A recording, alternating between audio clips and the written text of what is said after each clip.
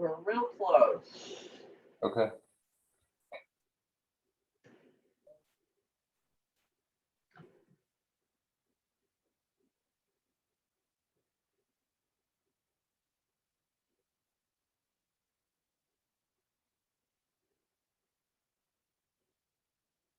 Okay, we have quorum. All right, great. Thank you. We'll go ahead and call the August 5th MPO Tech meeting to order. I'm looking for approval of the agenda. So moved. Mort from Ankeny. Sturm, second. All right, it's been moved and seconded to approve the agenda. Any further discussion? Anybody opposed to that motion? All right, we'll consider that motion approved then. Thank you. Next up is approval of the meeting minutes of the July 1, 2021 meeting. Looking for a motion in a second. So moved, Miller Ankeny. Second, John Dostart, Altoona. All right, moved and seconded to approve the meeting minutes of July 1st. Is there any further discussion? Anyone opposed to the motion? All right, we'll consider that the meeting minutes approved. Next up is a presentation from Des Moines Waterworks.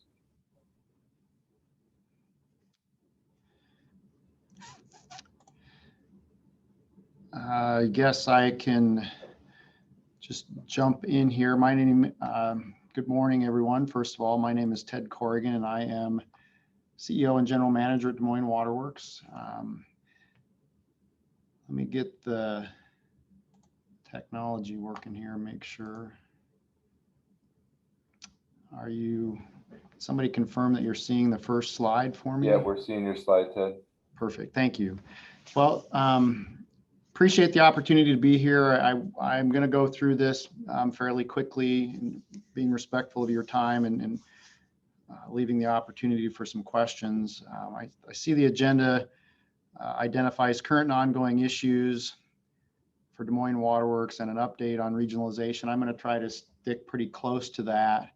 I do want to mention, though, that I think when we scheduled this, we thought we would be a little further along in the regionalization discussions. And so I also want to make it clear that what I'm going to share with you is an update. It hasn't been approved, agreed to. We're still in discussions. We're making progress and we're hopeful, but it's just an update. So roadmap here this morning, I'm going to summarize some of the challenges that we're facing specifically this summer and kind of on an ongoing basis. Talk a little bit about our planning and a couple of things we have going on to ensure quality and capacity. And we'll touch on regionalization, see if you have any questions. I want to make sure that everybody has the same basic background. I'm sure that most of you are well aware that Des Moines Waterworks provides water to the 4-county area there shown on the slide. About 500,000 people in and around the Des Moines metro, urban, suburban, and rural customers in that service area. It's about 1/6 of the state of Iowa's population that receives its drinking water from Des Moines Waterworks every day. Des Moines Waterworks is a surface water utility, and that is by design. And that's an important consideration as we talk about some of the current and ongoing issues. We are a surface water utility. We get our water either directly from the Des Moines and the Raccoon River or from shallow wells, very shallow, 30 to 50 feet deep, immediately adjacent to the Des Moines and Raccoon. So even the groundwater we talk about is very influenced by quality and quantity of water that's flowing down the river. We don't have the choice. A lot of utilities use deep bedrock aquifers, well-protected source, not impacted by drought. There just isn't the capacity to produce the amount of water that we need for the metro in the aquifers we have available to us. So we are a surface water utility. That's not going to change. And this is a nice drawing or a nice slide that shows the watersheds for our 2 rivers, the Des Moines and the Raccoon River. You can see they drain north central Iowa. We all know that that is some of the best farm ground in the world. intensively farmed. Row crop agriculture is the primary land use, and that has a big impact on the water quality situation here in Des Moines. Everybody's familiar with the agricultural perspective there. That's what we do in north central Iowa. Maybe not everyone is quite as familiar with the drainage situation. So not only do we have a very intensively farmed watersheds, we also have very intensively drained or agricultural drainage tile. This is actually a map that shows drainage districts in the state of Iowa, the yellow there. And drainage districts are basically a coalition of landowners who get together to drain their land. In a lot of cases, they don't even have a creek or a ditch on their property because it's so flat up there. So they band together, they work together to provide the drainage that they need. Corn doesn't like to have its feet wet. They need to drain the soil, provides great benefits for them. But the science tells us it also provides some challenges from a water quality and a water utility basis. A drainage tile interrupts the natural water cycle. So whatever rain falls on the surface of the ground finds its way through the soil, contacts whatever's being done on the soil in terms of land use, hits the tile, and then is almost immediately discharged to the surface streams and rivers. So that is kind of a unique situation for Des Moines Waterworks, given that our watersheds drain that heavily tile drained area.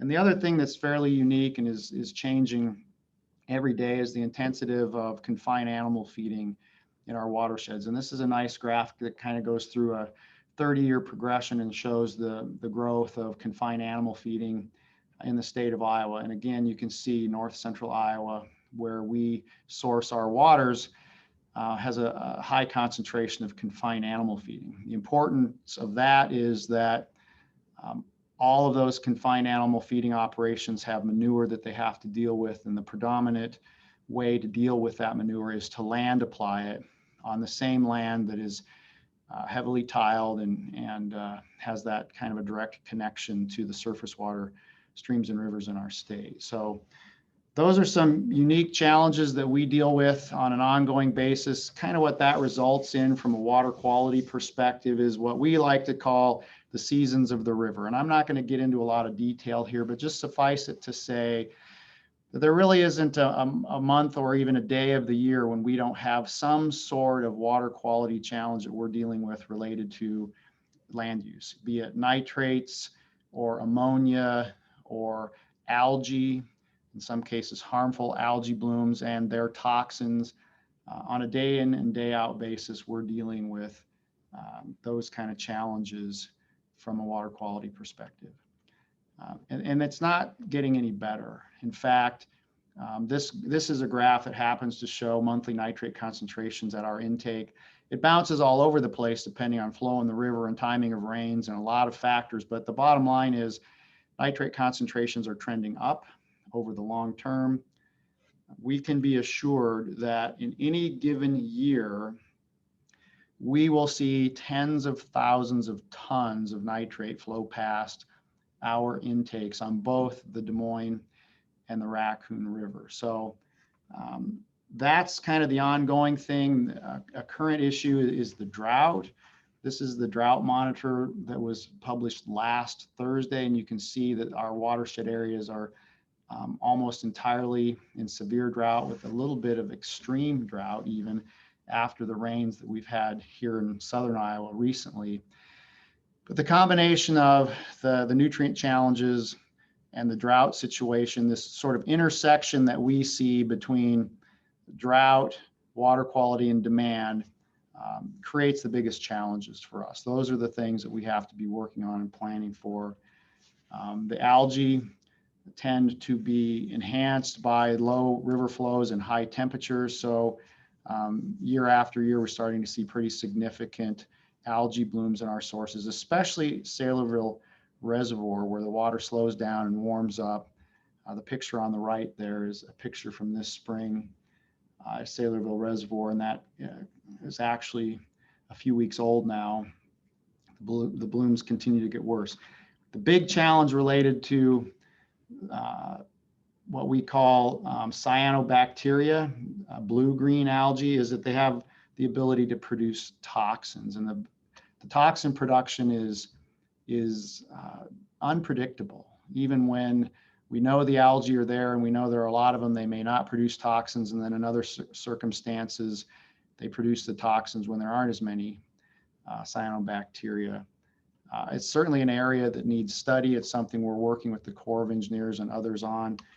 But we're starting to see on about an annual basis concentrations of an algal toxin called microcystin at our intake on the Des Moines River that are above the EPA's drinking water health advisory level of 0.3 parts per billion. So when you lay that in there, you can see that the last couple of years we've had some fairly extended periods, more than 100 days when the Des Moines River was above that level, and we just try to avoid it.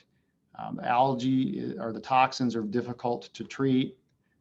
We have another option, the Raccoon River, and so we try to avoid that, but during a drought, sometimes that becomes pretty tricky. So that's kind of a summary of the current and ongoing issues. We've got this intensive agricultural production, we've got drainage, we've got confined animal feeding, we've got this nutrient contamination. Those are our challenges. A couple quick comments on what we're doing about that. Well, we continue to build and expand the water supply system on almost a continuous basis to address not only those water quality problems, but also growth here in the metro. We've installed a number of deep wells, and as I mentioned, we can't use those for a source, but we are able to use those to store water. We have seasonal variation in our demand, so in the winter when we have excess capacity, we produce safe, clean drinking water in excess of what we need, and then we store it underground so we can use it during our peak times. We have 5 of those around the metro, another one on the agenda for the next couple of years. We do have our second treatment plant southwest of town. We've implemented a lot of off-river storage ponds, basically gravel pits, where we can manage water quality so that we have a supply of better source water during times when we expect high nitrates or toxins. Third treatment plant north of town. A couple of things we're working on right now that you may or may not have heard of, but we're looking into construction of a shallow well field along the Des Moines River. In the north part of the metro here, we think there's a fairly abundant supply of better quality water there in the shallow groundwater. And we're working with the USGS to evaluate that for us and help us determine what the capacity might be and where the wells should go. We also just in the last month have awarded a contract to a team of HDR engineering and Black and Veatch to do the preliminary engineering for expansion of our Saylorville water treatment plant. So we're moving forward with all of those things in an attempt to address the water quality challenges and the growth that we all know is happening. We're also continuing our efforts related to improving surface water quality in the state. I know that's not really the focus of this conversation today, but we're working with the Army Corps of Engineers trying to understand what they may be able to do to help with water quality in Saylorville Reservoir and those microcystin issues that we're seeing. We started an initiative this year with non-operator landowners who live in the Des Moines metro area but own land all over the state of Iowa. We're having an educational series where we've partnered with Heartland Co-op, Practical Farmers of Iowa, People's Land Management, to help these people understand what they can do as landowners to improve quality across the state. And there's some other initiatives there that I'd be happy to talk about if there's interest. And then from a regional governance perspective for water production in the Des Moines metro area, just to reiterate, if anyone has joined since I started here, this isn't done. Our board hasn't approved it. We're still in conversation. So I'm just here today to provide kind of a conceptual overview of what we're thinking as a small group as we discuss the potential for regional governance. Des Moines Waterworks produces about 80% of the water that's used in the metro. There are a couple of other communities that do have facilities and produce some of their own water, but we sell more than half of the water that we produce to other communities in the metro. There's long been interest in regional governance of source, transmission, and treatment for drinking water in the metro. And recently, there's also been some interest in from other communities, specifically some of the other water utilities that are board managed, in building their own facilities that I would say would be, I call them sub-regional, or facilities that would just serve a certain segment of the metro. West Des Moines, Urbandale, and Waukee specifically have been giving that some consideration.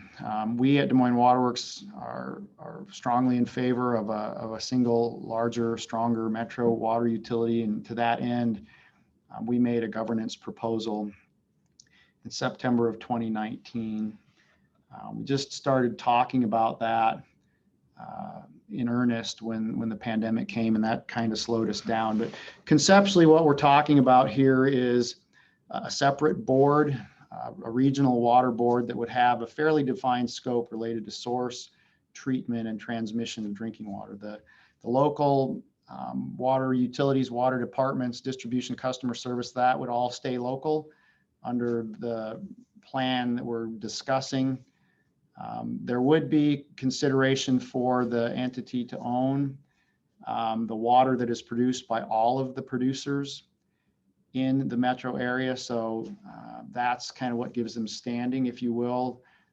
We would agree to sell only to this entity, and then they would resell to all of the communities. There would be initial operating contracts that would govern how all of the producers would interact with this new entity. And then there's provisions for asset transfer, the actual production assets to transfer to the entity at some point in time. The entity would have responsibility for wholesale rate setting and capital planning on a regional basis. So where are we with that right now? Well, the three board managed utilities, which is Des Moines Waterworks, West Des Moines Waterworks, and Urbandale Water Utility, have been in weekly discussions for over a year now about just how could this work. And I'm going to say we're getting closer to consensus on a framework. We did, as a group, publish a document that's available out on our website, outcomes of these discussions. There were still some points of discussion, I'll call it, left that we hadn't come to consensus on. We continue to work on those, and our hope is that this summer sometime we will be able to come to consensus on the framework of how this regional entity could be formed, and we would develop an agreement and then begin sharing that conversation with the rest of the communities in the metro. We've had a couple of update discussions with communities, shared progress, answered questions. But at this point, we're still working through a number of details and are hoping to wrap that up later this year. Always takes longer than we expect, but that's kind of where we are. And I guess at this point, I'd be happy to answer questions if there are any. Yeah, thanks for your presentation. I appreciate that update and information. Any questions for Ted? I'll just note that there was a request for a copy of that presentation, Ted. So if you would forward that to me, this is Gunnar. I'll make sure that gets out. Sure, will do. Say, Ted, this is Paul Moritz from the city of Ankeny. Can I ask, generally speaking, how close were we to mandatory conservation efforts this summer with the heat we've had? Yeah, that's a great question. We were very close. I would say, as you know, we did implement stage 1 of our water shortage plan in the middle of June. The river was incredibly low, and we were producing probably 90% of what we were able to produce. Obviously, the dry conditions drive that, but also the heat. And so when we have days that are over 90 degrees or so, we have a pretty significant cooling load. And when we get over 100, that becomes really meaningful in terms of its percentage of our total demand. And so between the combination of drought and demand and heat, we were probably 2 weeks to a month out if it had continued that way. The other thing that I would emphasize, Paul, is that Water quality is the wild card here. We've got right now today, we're in a manageable situation. The river's very low, but demand is down. Typically people don't use as much water in July, August as they did in June and early July. So demand is down. The rivers are low, the quality is manageable, but if the quality would turn on us, if we would see microcystin concentrations that we can't manage, we could see ourselves in some sort of mandatory conservation because of water quality. I think that's more likely than drought and heat. But we were, I would say, still weeks from that when we started seeing rains in late June and early July. I really don't see that happening this year now, unless there would be some sort of water quality issue.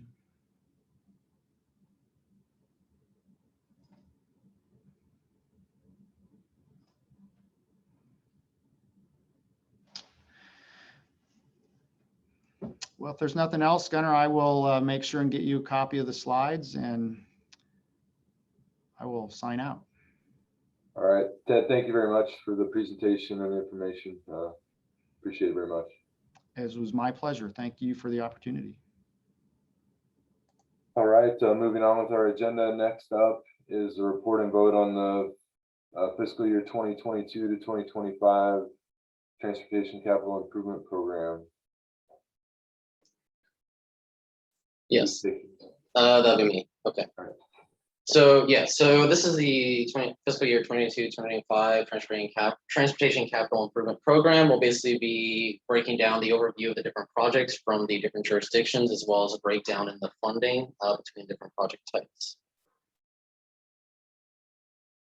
So here's I guess a table I made to basically show the breakdown overall in terms of the funding by type and jurisdiction. I guess if you want to see it. Overall, I guess that shows that there is some variance of funding, although most of the focus seems to be on roads, parking lots, which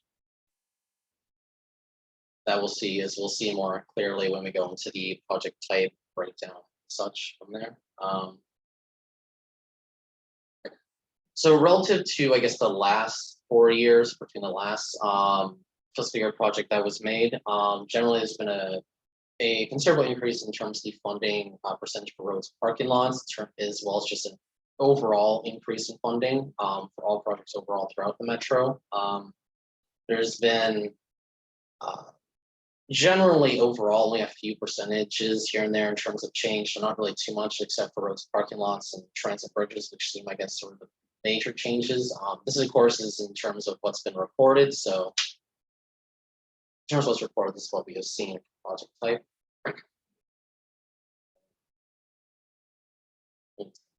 Yeah, and then by fiscal year, this is the breakdown in terms of the funding, which generally the average seems to be around 340 million or so, give or take. I guess for 2022, 2023, there seems to be both a low and a high, certainly higher, but generally we seem to be around that number overall in terms of funding per year. And that's pretty much all I have to really add for the TCIP for this fiscal year. If you have any questions, I guess I'll be free to ask, but that's about it in terms of what I have to present.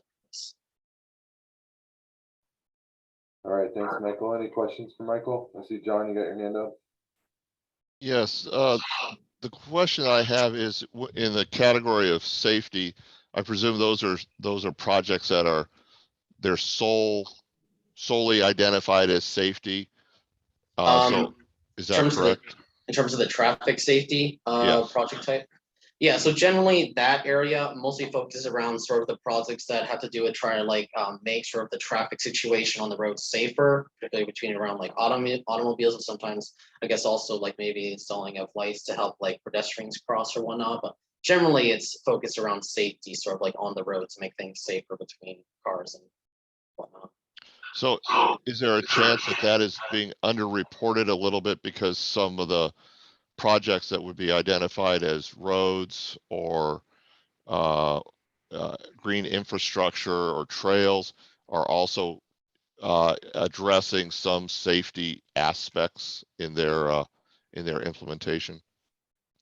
Right, so you're, I guess, hitting at a very good point, because overall, I will say there were at some points, there were some projects that were sort of hard to delineate between different like areas, like there, because I know sometimes dealing with the DOT, they sometimes had projects that were like, would deal with roads on the interstate, but also have a bit of like, maybe a few bridge updates, and there's some hard delineations you have to make, so overall, there might be some variance, maybe probably in the percentages, maybe by 1 or 2 points, due to, I guess, maybe a few projects having to sort of be shifted over due to what seems the most, what they mainly have geared towards. Like there might be a bit of traffic safety, but they overall have to do with roads, parking lots. But yeah, there is to some extent some minor percentage variance due to that. Yeah, just a thought, it might be worth having a caveat in the report to mention that. I know in the city of Des Moines, a lot of our road projects are by virtue, they're really, we're tearing up the road because we're doing something underground. So we take the opportunity because the surface has been torn up, to look at it and make adjustments and change the configuration of the roadway. That has ultimate safety impacts, although initially the project probably wasn't identified from a safety standpoint. So the concern I have is that with it being the way it is, typically reported that someone gets reads this and gets the idea that we're only doing 0.6% towards safety, where in fact likely the impacts of many of the other projects will have a positive impact on traffic safety, not only vehicular, but also for all road users. Yeah, that's a good idea. I think, yeah, that should be something that should probably be considered, I guess, for the next fiscal year, because yeah, there probably is some variance due to some projects like overlapping to some extent between the different types. All right, thank you.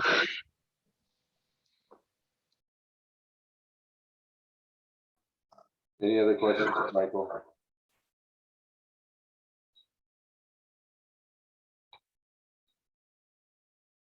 If no other questions, looking for action on this item.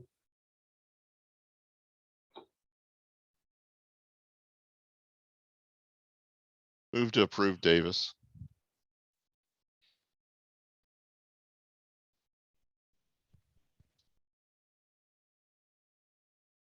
Second, Huesman. All right, it's been moved and seconded. Any further discussion? Anyone opposed to this motion? Motion carries. Next up is the report on fiscal year 2023 Clean Air Attainment Program pre-applications. Yes, thank you. So the pre-applications for 2023 ICAP funding were due on July 23rd. Overall, we received around 7 applications for funding. You can see them there on the screen before you. We got applications from Ankeny, Bondurant, Dart, Des Moines, Johnson, Polk County, and West Des Moines.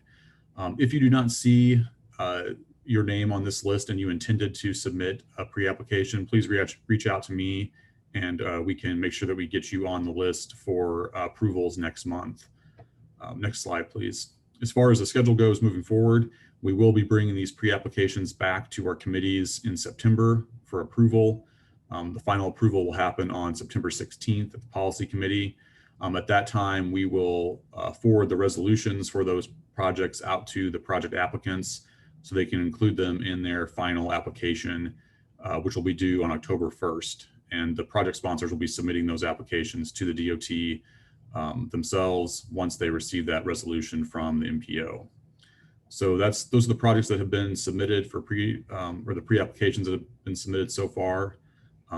If you have any questions about the ICAP projects or would like to submit a project, please let me know. Otherwise, we did include in the agenda packet a table that lists the projects and provides a little bit more detail on each one of them if you're interested in digging down into those details. Otherwise, we'll bring these projects back next month for approval. I'd be happy to answer any questions if you have them. Thanks, Zach. Any questions for him?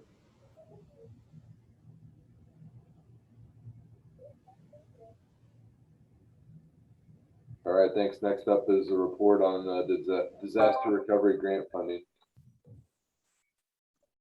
Thank you. I just wanted to make people aware that this was out here.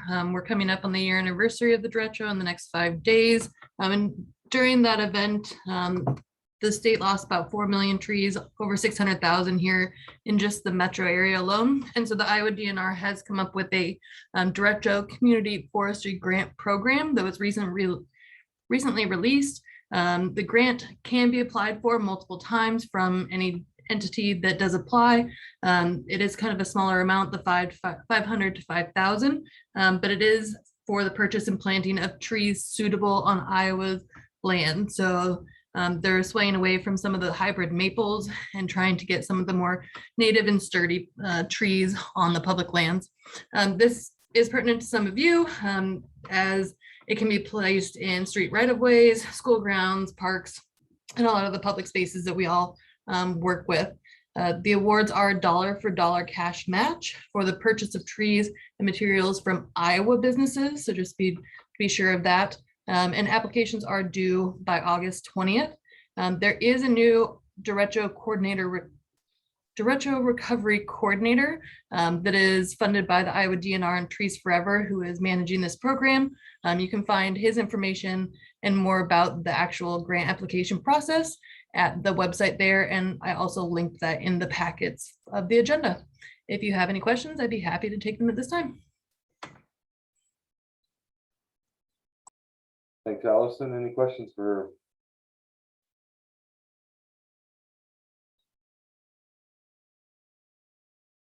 All right, next up is upcoming events. Gunnar?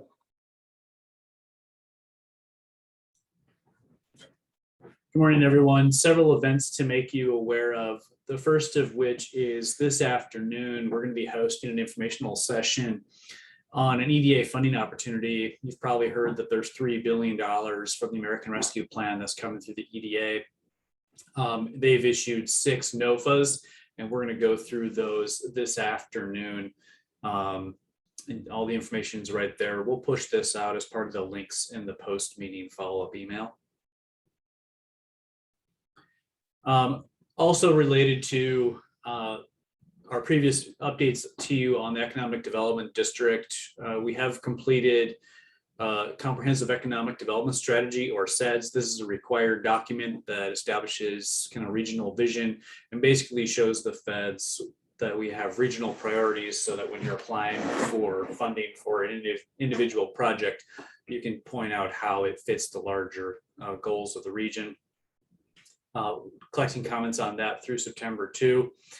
And related to that, we're also hosting a public meeting to go over that document and collect public comments 1:30 on Tuesday, the 24th.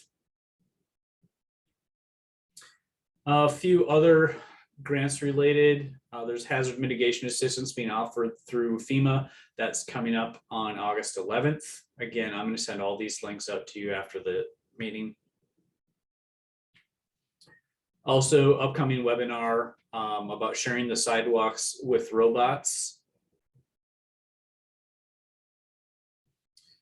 Also want to make you aware of the Iowa Local Technical Assistance Program putting out its 2021 Iowa Streets and Roads Workshop and Conference next month. Looks like that's going to be in person in Ames. Also want to make you aware that Bike Month this year is being held in September. Usually that's held in May. I was looking for some particulars on events. Those should be published on their website soon. Also, coming up in October is the annual APA Iowa Conference. I'm sure many of you are already aware of this. Just want to make sure you have that in front of you. Also, to make you aware, there's a virtual conference coming up for Iowa Stormwater. And within that, there's also, I'll draw your attention, there's a session just for local leaders one morning that's worth noting as well. That's it for me, unless I can answer any questions. All right, any questions for Gunnar? Thank you. Any other non-action items of interest to the committee?